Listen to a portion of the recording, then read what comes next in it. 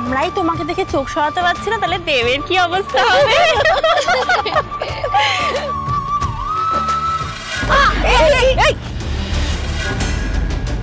কি হল বাবা? এই এই বলেছি বিহেভ বিহেভ। হ্যাঁ, আজ বাড়ি চল, তারপর দেখবি কি হয়, বুঝেছিস? আচ্ছা আচ্ছা আচ্ছা, শোনো না শোনো না, থাক না, ওরা তো বাচ্চা, ওরা তো বুঝে করেনি, থাক না, ছেড়ে দাও না। না না, এই বিয়ের ভেলটা এরকম ছিঁড়ে গেল, এটা তো ঠিক হলো না। ওরা খুব দুষ্টু হয়েছে। মামুনি, আজকে বিয়ের দিন, আজকে ওদের প্লিজ বকো না, এটা আমার রিকোয়েস্ট, প্লিজ। এই সরি বলো। আমি একটু ফিক্স করতে পারি কিনা দেখি। এ বাবা, এটা তো সত্যি অনেকটা ছিঁড়ে গেছে, এটা তো কোনোভাবেই আর ফিক্স করা যাবে না।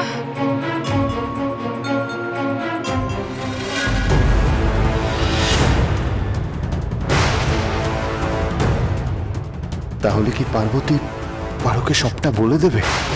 সব? দেখি দেখি দেখি।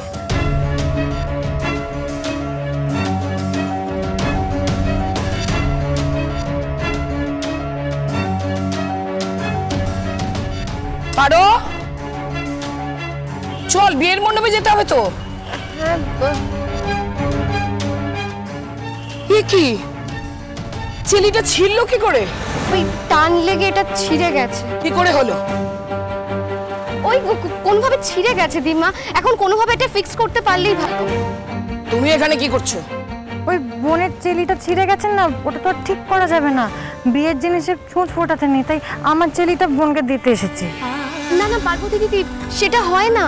কেন হয় না? দেখো তোমাকে কি সুন্দর বউয়ের সাজে, ভালোই তো লাগছে, সাজটা নষ্ট হয়ে যাবে তোমার। কিন্তু আসল বউ তো তুমি। বউয়ের মতো সাজ আমার ঠিকই, কিন্তু বউ হওয়া আর বউয়ের সাজের মধ্যে তো অনেক তফাৎ থাকে। তুমি আসল বউ আর আমারটা শুধুই সাজ।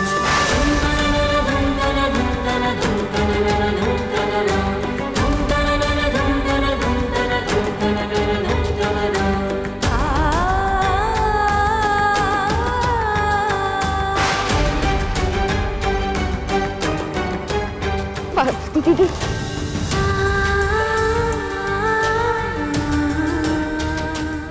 Thank you go. না হয়েছে, এবার মণ্ডপে চলো।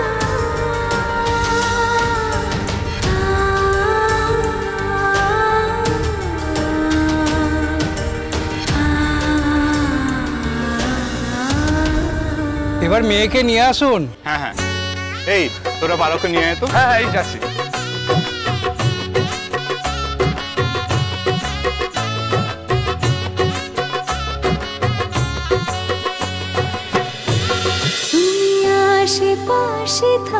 তুমি আশেপাশে থাকলে আজ রাত ৮টায় স্টার জলসায় ও ডিজনি প্লাস হটস্টারে।